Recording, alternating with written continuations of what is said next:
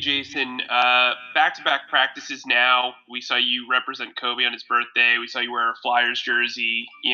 Honoring a Philly legend, honoring a Philly team. Can you kind of talk about what this city means to you, just and everything you've done throughout your career, and how much you think you mean to the city as well? Um, well, I don't know how much I mean to the city, but I think I've been here. It's my 10th year here. Really, settling roots. My wife's from the area.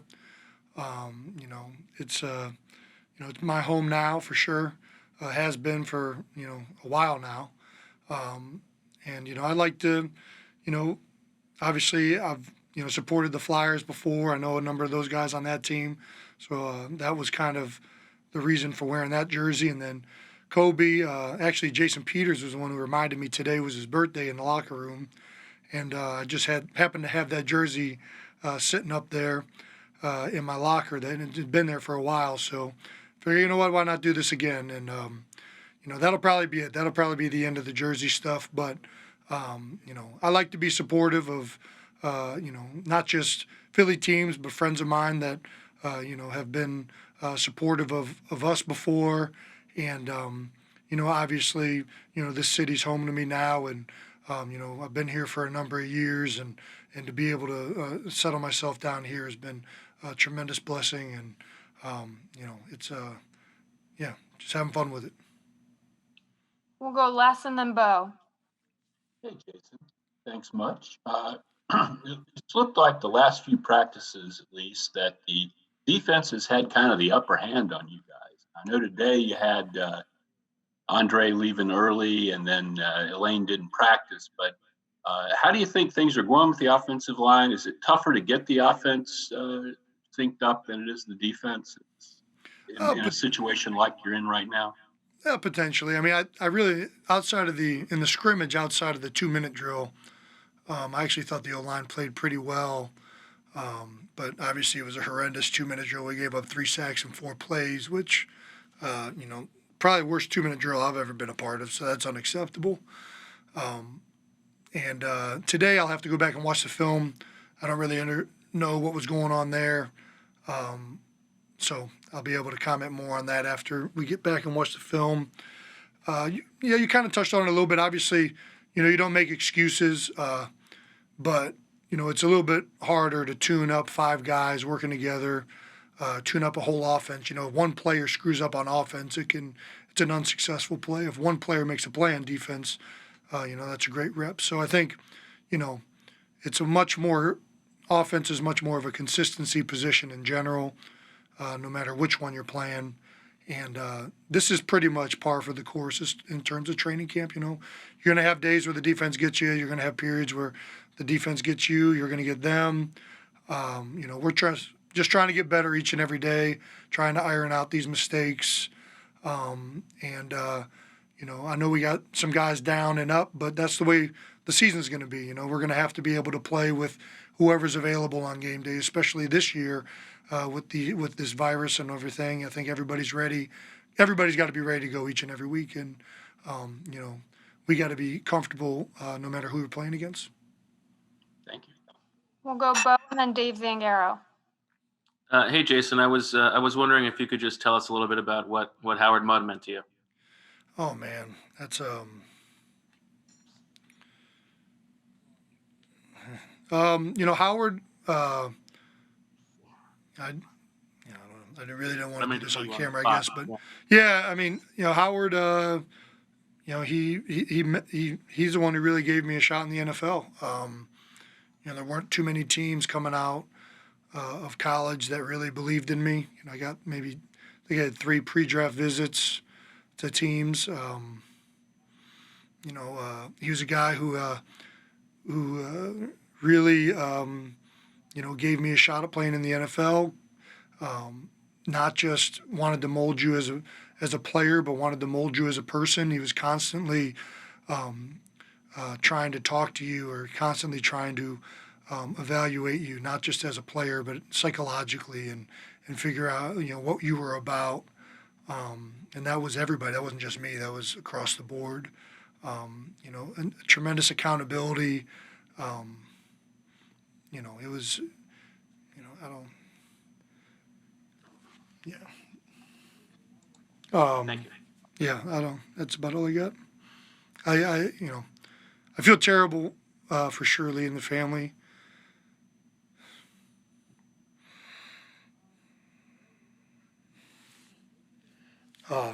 But he's a good man. All right, we'll go Dave and then John Clark. Hey, Jason. I've seen you get some work with Nate Sudfeld over the last few days. How important is that process to make sure you and the backup quarterback are on the same page if you ever need to play with him? Yeah, it's huge. I mean, you got to be ready to play with, again, especially this year. Nobody really knows what's going to happen. We got to be ready for anything. I've been fortunate now to play with Nate for a few years, so I feel pretty comfortable with him. I think, this is going to be a year where everybody's got to be ready, and you got to really be confident for anybody to go in there and get it done on game day. And Nate is a guy who I think we've all around here have had confidence in for a number of years. He's a great player. He's smart. He's fun to play with. So yeah, we're all, I'm very happy for Nate whenever he gets an opportunity. We'll go Dave and then John Clark. Or John Clark and then Zach Berman. Hey, Jason. Getting into pads now, and Peters there next to you this past week, and then also Andre Dillard. What have you seen from them in the progression at their positions? Yeah, I mean, Andre looks like, he's added a bunch of weight and muscle, and, you can tell he looks a lot firmer in protections, still, has a way to go to become, the player that he should be and can be. And we're having fun watching that each and every day. I think he's really progressed his game, and you can tell that he's worked on it this offseason. And JP, I mean, being able to play next to a guy who, dwarfs me in my tenure in this league, the amount of knowledge he has, the instincts he has for the game, and to be able to be with him in his transition to an entirely new position has been very fun throughout this whole training camp. And I think all of us were really, really happy. And not that we're ever at this point amazed at Jason Peters or anything he does, but I thought he played lights out in that scrimmage against Fletcher, Malik, whoever was up against him. I think that those are two of the best guys we're going to see, ever as a guard, and for him to go out there and execute against those guys, I mean, I think that is proof enough that he's going to be able to make this transition. Now it's just ironing out, all the little footwork deals, all the little technique things, I think JP's in a good spot right now. Zach and then Tim McManus. Hey, Jason, an off-the-field question here. You and Carson are both in relatively similar stages of fatherhood. Is that a point of conversation between you guys? Is there a kinship with that, or is that something you kind of just leave at home? Yeah, I mean, we've talked about it a couple of times. Obviously, both of us, this is our first training camp, not being around, first training camp having a child, and our first training camp being away from them for the majority of the day, if not for multiple days for me. So I think, it's just something you talk about because, it sucks. Obviously you never want to be away from your family, and especially when a kid's in such a developmental stage, there's different things they're doing each and every day. I mean, my daughter pretty much saying her first word now. It's not dada or mama, it's cracker. I guess she's hungry. She wants a cracker. So she just keeps saying that over and over again. And little stuff like that you wish you were there for. But, this is our jobs, and, this is the life we chose, and it's a pretty damn good one. So, there'll be plenty of moments to be able to cherish those memories and be a part of them. And right now we're enjoying being a part of this team and being here and dedicating ourselves to the group and hopefully to having a really, really good season. We'll go Tim and then Martin Frank. Hey, Jason, getting back to Kobe for a second, and for you to have his jersey in your locker, must have been somebody that resonated with you.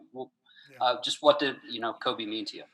Yeah, I mean, I didn't know Kobe that much on a personal level. Obviously, he talked to the team in 2017 on the Super Bowl run and made a very big impact, I think, with pretty much the entire team.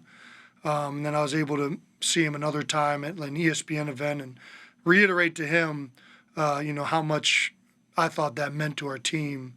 I've heard a lot of motivational speakers throughout the years, and a lot of motivational speakers or players or coaches or whatever, they kind of speak in these, age-old mantras or cliches or whatnot. And Kobe was very much not like that. It was a very real conversation. It felt very authentic. And that's why I think it resonated so much with a lot of the guys on the team. It wasn't it didn't feel like he was just saying things because it was, the right thing to say. He was saying things that really you could tell he meant and he had thought about. And it was very evident that he was a very intelligent human being from the way he talked about becoming a better player or what it takes to learn more about the game, to learn more about your opponent. And then the drive that he had to be great was second to none. And you could feel that in just the way he talked. And, so it was a very moving moment for our team that year. It was a very moving moment for me just to hear the way, one of the best basketball players to ever play the game approached business and approached being the best. And then that jersey, my wife went to school at Lower Merion and she coaches field hockey at Lower Merion. And we were at a bar one time in Narberth and they have that jersey on the wall. And, I bought that a while ago and, it just so happened to be just sitting in my locker still. Unfortunately, it's a little snug, so I don't get to wear it too often. But it's, I thought it would be a pretty good day. After Jason Peters told me it was his birthday today, I thought it'd be a good day to honor, a legend and from this city and, a legend of sports in general. We have time for two more, so we'll go Martin and Damo. Hey, Jason. You kind of alluded to it earlier about, when Andre got hurt and stuff like that, but how valuable is it to have so many guys on the offensive line who appear to be versatile enough to play multiple positions? I mean, I guess that now even includes JP, if he had to move back to left tackle and everything. I mean, just how valuable is that for you guys? Yeah, I mean, it's, offensive lines aren't good enough to just have 5 quality starters. You got to really have 6 or 7 guys that can go out there and get the job done. For the last 3 years, probably the most valuable person of our offensive line that's gone unnoticed is probably Big V. And, obviously he's not here anymore. He's a guy who stepped in and was able to play well enough that we didn't have a drop-off in our offense and win a Super Bowl. And then throughout the years, he's played guard or tackle. Isaac Seumalo will be right up there, even though now he's a starter. Before he was a starter, he'd play tight end, tackle, guard. Those guys are invaluable. And they're always counted on. Hopefully, those backups are counted for minimal games, but they're always going to be important at some point during the season. And how well they go in there and can get the job done is going to be the differences in wins and losses. So that's a big part of training camp is trying to figure out, especially this one with V leaving and certainly Andre playing now in a full-time role. Who are going to be these guys? Matt Pryor obviously finished off last season really, really well for us. We got some other good young players, but that we really, really got to figure out, who's going to claim those positions and who can we count on to go in there and win games with. And it's a huge part of being an offensive lineman in this league and being a part of a unit that has success is to be able to go with the blows of injuries or whatever happened throughout the course of a season. We'll end it here with Damo. Yeah, Jace, quarterbacks by the nature of the position they play are basically leaders, but some are better at it than others. How has Carson evolved as a leader in the 4 years you've played with him? Well, Carson, I think, is very much similar to how he was as a rookie. I think that, the energy he has every single day, the drive and the spirit to win each and every drill, no matter what, has not changed. And that was evident from the moment he got here, and that's always going to be evident. I think guys have that drive or they don't. It's very hard to teach someone, the want to be successful. But outside of that, obviously he's getting more experience, more years under his belt is only going to make him more comfortable as a leader and give his voice more power in the huddle to older guys and everything like that. But I think Carson's been great in that regard for a while now, and I think you saw it from the moment he stepped on the field against the Cleveland Browns. His rookie year, you saw a different type of energy, and he's carried that through till today. So, he's a guy that is very driven, is going to, only accepts the best from his teammates. And, I think he's been phenomenal. Just we haven't talked to you in a while. Just wondering what your mindset is now. You finished last year really strong. Obviously, they bring in Nickel, who plays the same position that you have excelled at. What's your mentality going into this stretch with your current status? My mindset is just to control what I can control, focus on the task at hand, gelling with the guys, getting into the playbook a little more, and just oil up the engine, man, and just gel with some of the new guys, the new additions that came upon the team, like Slay and Nickel, and just build that chemistry. We'll go Dan and then Bo Wolf. Hey, Cre'Von. How much did the addition of Darius Slay, Roby Coleman, and moving Mills to safety, how's that kind of change the dynamic of the defensive back room, and what's it like getting the communication together with all those guys? Oh, man, it's a lot of swag in the room. A lot of different personalities, I would say. Guys who love to compete, who want to win, and that's all you can ask for from players nowadays. So with the new additions, I'm glad, I'm happy for it, and we're gonna see where this thing takes us. We'll go Bo and then Rob Motti. Hey, Cre'Von, do you feel like you're being given enough of a chance to win that starting nickel job? I pretty much leave that up to the coaches, and I put that in their hands. But as far as in my mind and what I'm here to do and focus on is what Cre'Von LeBlanc has to do, and that's pretty much attack the day, win the day, and be on my A game, make plays out there, fly around, and continue to be the player that I have been.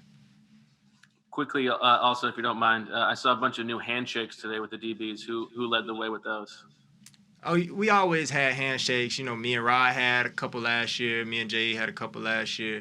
Me and Avante, we always do the little slide to the right, team white, Call of Duty. So, and being that we added the new additions, Darius Slay and Nickel Roby, we can't leave those guys out. They're now family now. So, me and Robe got one called Grave Digger, put him in the grave. We'll go Rob and then John McMullen.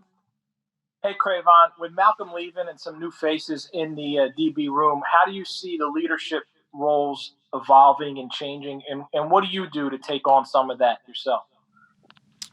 Man, I just try to be a helping hand for the young guys coming in, because when I was once a rookie, they did it for me, so you definitely have to give the game back too as well. As far as Jay stepping into Jink's role, he's been doing a phenomenal job with that, and we hold each other to a higher standard, and that's just how we are in the back end. The standard is very high. It's the highest standard that we have, and we approach it like that. So we ready to rock on all chords. We'll go John and then Les. Hey, Cre'Von, now that you have Nickel in that room, and he's played nickel for a very long time in this league, pretty successful at it, have you been able to take things from him, little tricks of the trade? After practice, we work on things that sometimes I have problems with, or it can be vice versa. Some things he's having problem with, and it's each one teach one. So after practice, we work on it, whether it's press, whether it's leaning, locating the ball, no matter what it is. We here for one another, and even though we're competing, it's all fun at the end of the day. Go Les and then Mike K. Hey, Strap. I was wondering, you've had a good chance to go against these young receivers now in practice. What has stood out to you? Who's tough to defend in that group? All of them are different. You just got to know your opponent and whoever you're going up against, his strengths and weaknesses. Mainly in the slot, you have Greg Ward, Marcus Green. You have Quez, who will give you a nice little bigger body in the slot. Hightower, he's very smooth in his route running in. You just have to be prepared, watch film. That's what film is for, and know who you're going against. But I'm pretty satisfied. I like what I'm seeing from the young guys. Thank you. Mike and then Dave Zangaro. Hey, Cre'Von. Hope all's well. So you went to high school with Jatavius Brown. You've known him for a really long time. Were you surprised by his retirement, and have you talked to him at all since he kind of moved on? I reached out to him one time just to actually see what was going on, and because it shocked me too, like how it shocked everybody else. But I guess when a person is at peace, I guess there's no more you can actually do at that point. I don't really know his current status right now, so I just leave that up in the air. But as far as this team and what we have going on here, the train is moving. We're only 21 days from kickoff, so we got to keep our foot on the gas and keep it rolling. And if I could follow up, we talked about it before. You bounced around a little bit. What's it like to have this long-term tenure with the Eagles coming into this offseason? How much better do you think you've gotten, at least mentally, within the playbook because you've had that extra time? I think either you're getting better or you're getting worse. That's how I always look at it. And we've been in the playbook for a couple months now. We started off virtually with it. Now we're face-to-face. Coach Marquand has been doing a phenomenal job. Coach Tim has been doing a phenomenal job. And now that we're 21 days out, you just got to dive in a little more, dig a little deeper, and be on top of your A game. That playbook got to be your girlfriend, your friend, everything right now. So if you don't know that, you can't play. And if you know that, you can start making plays, or you will make plays in the future. Dave and then Rube. Hey, Cre'Von. Nickel comes here with a reputation of being one of the better nickels in the league. What makes him good? I mean, what does he do so well? From what I've seen, he has a phenomenal IQ. He's been doing it for a very long time. He's very quick laterally, and he don't shy away from competition. You know what I'm saying? He's a Florida guy, just like myself. And, yeah, that was a great addition, great pickup. And I've been watching him, too, over the past years when he was with the Rams. And, you guys seen it. I think the playoff game, we played Chicago right after they played Chicago. I think he had a pick, I want to say. He could have had two. I think he dropped one of them. But he had a nice play in a zone coverage that he was in, and he picked it off in the flat. And, just to do that means, you're getting a guy who's on top of his A game, who knows football, who loves football, and I'm rocking with him. Go ahead, Rube. Hey, Cray, I just want to ask you about playing outside because we've seen you get some reps at outside corner. How do you feel like that aspect of your game is coming along? As far as corner goes, I've been for the past 2 years. I've been in the slot. I don't mind going outside. It all depends on where Coach Schwartz wants me. If he wants me in the inside, if he wants me on the outside, if he wants me as a backer, safety, whatever you name it. If 34 numbers call, I'm gonna get on it and get it done.